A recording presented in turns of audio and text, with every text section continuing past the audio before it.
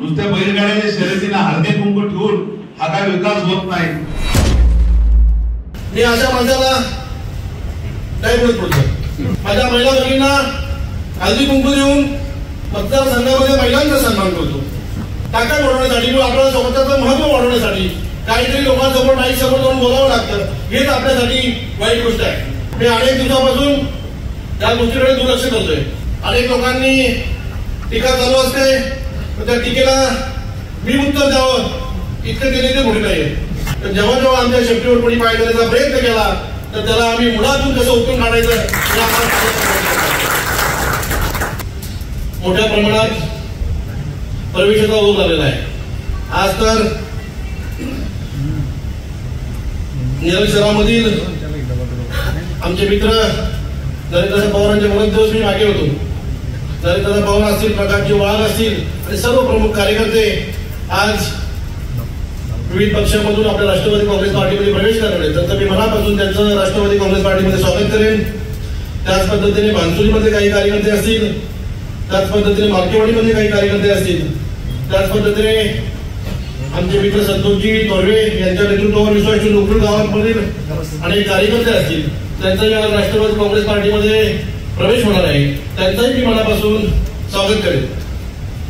निकुळकर साहेब, आपल्या पक्षामध्ये अनेक पक्षामधील कार्यकर्त्यांचा प्रवेश होत आहे। आमच्या काळामध्ये खोपोली शहरामध्ये सुरेखाताई असतील, अमोलजी पाटील असतील, काही आपण प्रवेश पडद्या मागे ठेवले। सुरेखाताई, आपल्याला पक्षामध्ये अनेक लोकांना आपल्या पक्षामध्ये प्रवेश द्यायचा आहे, पण काही अडचणींच्यामुळे आपण तो प्रवेश लोकसभेच्या निवडणुकीमध्ये घ्यायचा ठरवला आहे। मी स्वप्नीला सांगितलं तर स्वप्नील आपल्याला महिनाभर थांबायला पाहिजे। महायुतीची निवडणूक आहे, महायुतीचा उमेदवार आदरणीय बांधे साहेबांचं आपल्याला सर्वांना काम करायचं आहे, ते प्रामाणिकपणे काम करायचं आहे। ते करत असताना महायुतीमध्ये कुठल्याही प्रकारचा चुकीचं वक्तव्य होऊ नये, महायुतीमध्ये कुठल्याही प्रकारचं चुकीचं काम होऊ नये आणि आपले तिन्ही पक्ष एकत्रितपणे काम करून आदरणीय बांधे साहेबांना निवडून आणण्यासाठी छोटूला सर्वजण प्रयत्न करतील असा मला विश्वास आहे। पण आपण सर्वजण काम करत असताना आपल्या राष्ट्रवादी काँग्रेस पार्टीची शक्ती पाहिजे, तर राष्ट्रवादी काँग्रेस पार्टीमध्ये आपल्यासारखे प्रमुख मान्यवर असतील, माझे जीवा गावाचे प्रमुख कार्यकर्ते असतील, यांची जी ताकद आहे ती ताकद आहे आपल्या कर्जत खालापूर मतदारसंघामध्ये एक नंबरची ताकद आहे। अशोक शेठ काय ताकद असतात। सुरेखाताई, आपल्या पक्षामध्ये अनेक पक्षामधून येणाऱ्यांची संख्या सुद्धा मोठी आहे, येणाऱ्यांचा ओघ सुद्धा मोठा आहे, परंतु आपला पूर्ण राष्ट्रवादी हा 90% आपल्या बरोबर पहिल्यापासून तो आजपर्यंत आपल्या बरोबर राहिलेला आहे। निकुळकर साहेबांसारखे प्रामाणिक कार्यकर्ते आदरणीय तटकरे साहेबांचा हात मजबूत करण्यासाठी, आदरणीय अजितदादांचे हात मजबूत करण्यासाठी आपले सर्व प्रमुख मान्यवर असतील ते आपल्या राष्ट्रवादी काँग्रेस पार्टीमध्ये आहे। अनेक लोकांनी टीका चालू असते, तर त्या टीकेला मी उत्तर द्यावं इतकं केले ते मोठे नाहीये। कारण महिलांचा सन्मान कसा केला पाहिजे, आम्ही मतदारसंघामध्ये महिलांचा सन्मान करतो। माझ्या महिला भगिनींना हळदी कुंकू देऊन, त्याला भाऊबीज भेट देऊन माझी महिला भगिनी त्यांचा सन्मान कसा झाला पाहिजे हे सर्वांचा छत्रपती शिवाजी महाराजांची शिकवण आहे। जेव्हा शाहिस्ते खानाची जेव्हा छत्रपती शिवाजी महाराजांनी बोटं छाटली होती, तेव्हा शाहिस्ते खानाची बहीण तिथे ओरडत आली होती, तर माझी छोटी मुलगी मला भेटत नाही, ती कुठेतरी हरवले किंवा शिवाजी महाराजांच्या सैनिकाला बनवून गेले असेल, तेव्हा शाहिस्ते खान म्हणाले होते शिवाजी महाराज काही करू शकतात, पण माझ्या महिला भगिनीच्या केसालाही ते हात लावू शकत नाही।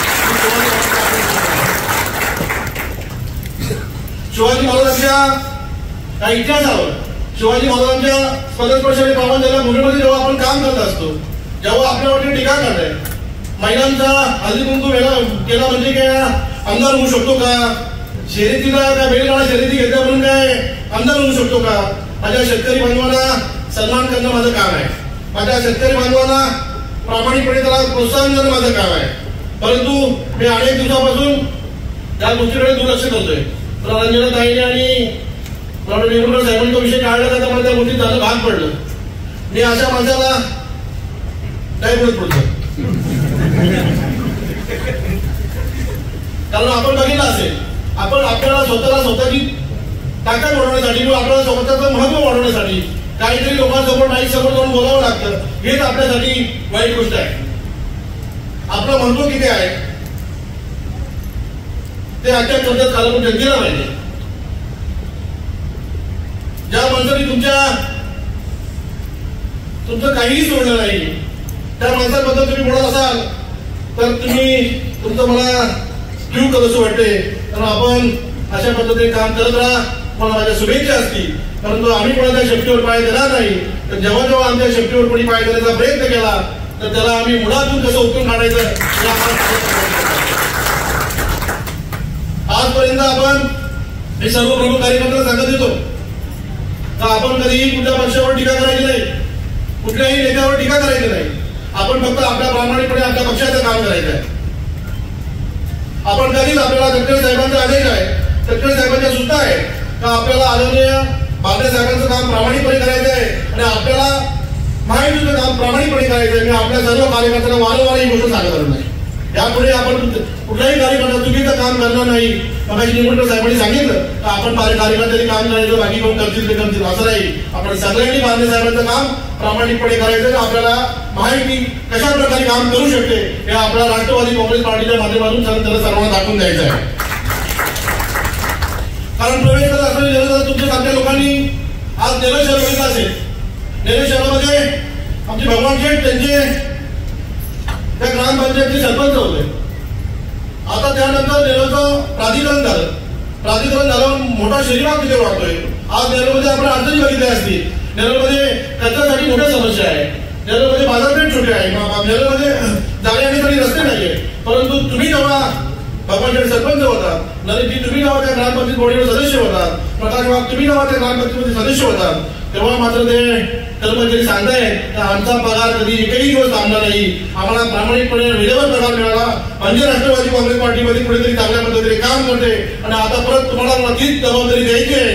नेरळमध्ये प्रामाणिकपणे काम करून राष्ट्रवादी झेंडा नगरपालिका आहे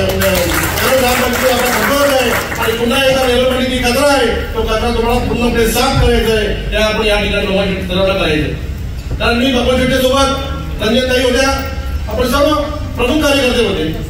आपण जेव्हा ती लोक उपोषणाला भेटलो होती तेव्हा त्याला पाठिंबा देण्यासाठी त्या ठिकाणी गेलो होतो. तेव्हा त्यांनी सांगितलं जेव्हा भगवान शेठच्या काळात भगवान शेठ सरपंच होते तेव्हाही तेवढेच कर्मचारी होते. मला तर वाटतं भगवान शेठ सरपंच असताना त्या ग्रामपंचायतीचा मला वाटतं बजेट खूप कमी असेल.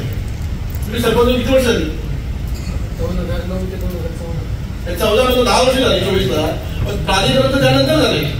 14 नंतर प्राधिकरण झाले आणि प्राधिकरण झाल्यावर इतकं मोठ्या प्रमाणात नेरळ शहर वाढले तर शहरापेक्षा नेरळ शहराचा विस्तार मोठा आहे. आणि येणारा त्याचा सर्व कर असेल, पाणीपट्टी असेल, घरपट्टी असेल, विविध प्रकारचे कर असतील. आधी चांगल्या पद्धतीने रेकॉर्डिंग करून नेरळमध्ये येऊ द्या, कळलं पाहिजे सर्वांना. सगळ्यांना ज्या पद्धतीने नेरळमध्ये वाढतो प्राधिकरण असेल तर आपल्याला ही परिस्थिती होणं गरजेचं नाही. आता काहीतरी लोकप्रतिनिधी उलट्या स्वरूपाचे उत्तर देत आहेत का आता हे कर्मचारी अचानकपणे जास्त वाढले. हे कर्मचारी अचानकपणे वाढलेले नाही तर ते 2014च्या अगोदर सर्व कर्मचारी कायम स्वरूपी कामाला होते आणि त्यांचा पगार वेळेवर झाला पाहिजे. पुढच्या काळामध्ये जेव्हा जेव्हा ग्रामपंचायतीची निवडणुकी जरी तुमच्या खांद्यावर मोठी जबाबदारी असेल तुम्ही ती जबाबदारी सर्व नेरळ भगवंताच्या अध्यक्ष आधी पेलवाल असे मला एक आत्मविश्वास आहे. तर आपण बघत असतो प्रत्येक रविवारी आपल्या कार्यालयामध्ये वेगवेगळ्या पक्षातून प्रवेश होतो. हा प्रवेश का झाला पाहिजे? प्रवेश का आपल्यामध्ये सर्व युवक आले पाहिजेत? का आपल्या पक्षामध्ये दुसरे कार्यकर्ते आले पाहिजेत? तर मला या मतदारसंघाचा सर्वांगीण विकास कसा करायचा असतो ते मी वेळेवर तुम्हाला दाखवून देईन आणि वेळेवर तुम्हाला दाखवून देईन. आपण जर बघितलं असेल तर किती अडचणी आपल्या समोर आहेत. कर्जत शहरामध्ये कधी राहिलं ते आपल्यालाच माहिती नाही. कर्जत शहरामध्ये अजून भुयारी गटर नाही. कर्जत शहरामध्ये अजून भुयारी विद्युतीकरण नाही. कुठले प्रकार आहेत. आपल्याला अजूनपर्यंत आपल्याला टँकरची सुविधा गावोगावी द्यावी लागते. पण जर आपल्याला गावोगावी टँकर द्यावे लागतात, जर गावामध्ये पाणी पुरवठा करावा लागतो, मग आपल्या तालुक्याचा विकास झालाय का?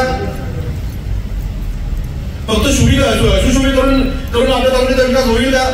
मी कोणी विकास केला, कोणी विकास करतोय, कोणी विकास केला नाही याकडे जाणार नाही. पण आपण कशा पद्धतीने विकास केला पाहिजे हे आपण सर्वांनी पुढच्या काळामध्ये दाखवून दिलं पाहिजे.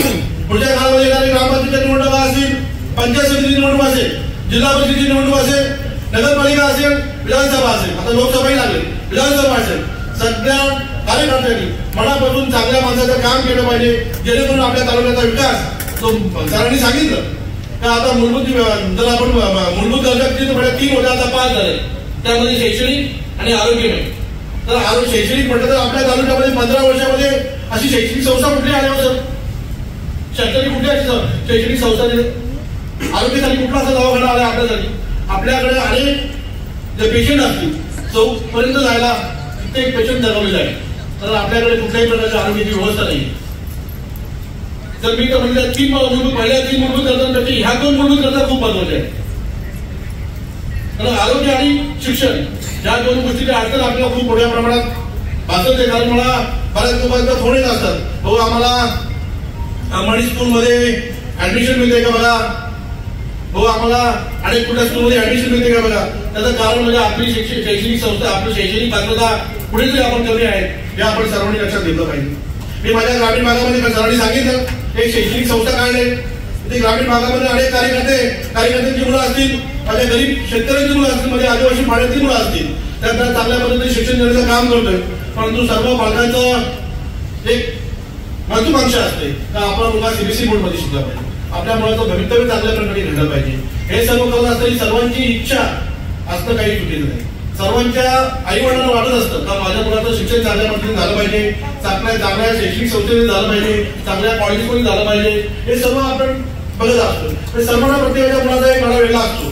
त्याच पद्धतीने आपण सरांनी सांगितल्याप्रमाणे पुढच्या काळामध्ये शिक्षणाविषयी आणि आरोग्याविषयी तालुक्यामध्ये जास्त भर देऊ, त्या व्यवस्था कशा आपल्याकडे आणता येतील याकडे आपण लक्ष दिलं पाहिजे.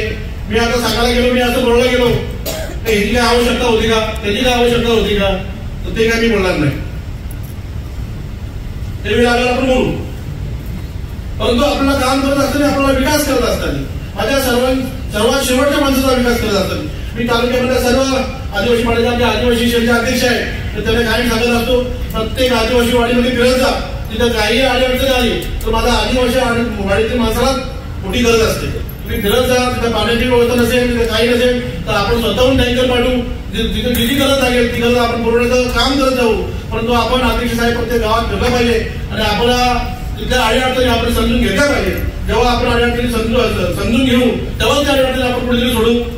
पुढच्या काळामध्ये कुठलंही काम असेल नवीन दादा आपण चांगल्या पद्धतीने करण्याचं काम करू. तर आपण सर्वांनी आज राष्ट्रवादी काँग्रेस पार्टीमध्ये प्रवेश करण्याचा जो निर्णय घेतला आहे, आपल्या सर्वांचं मनापासून मी स्वागत करतो. तुमच्या प्रत्येक अडीअडचणीच्या काळात, तुमच्या सुखात दुःखात सुधाकर घाले आणि राष्ट्रवादी काँग्रेस पार्टीच्या सोबत असेल. इतका शब्द सांगतो. जय हिंद, जय राष्ट्रवादी.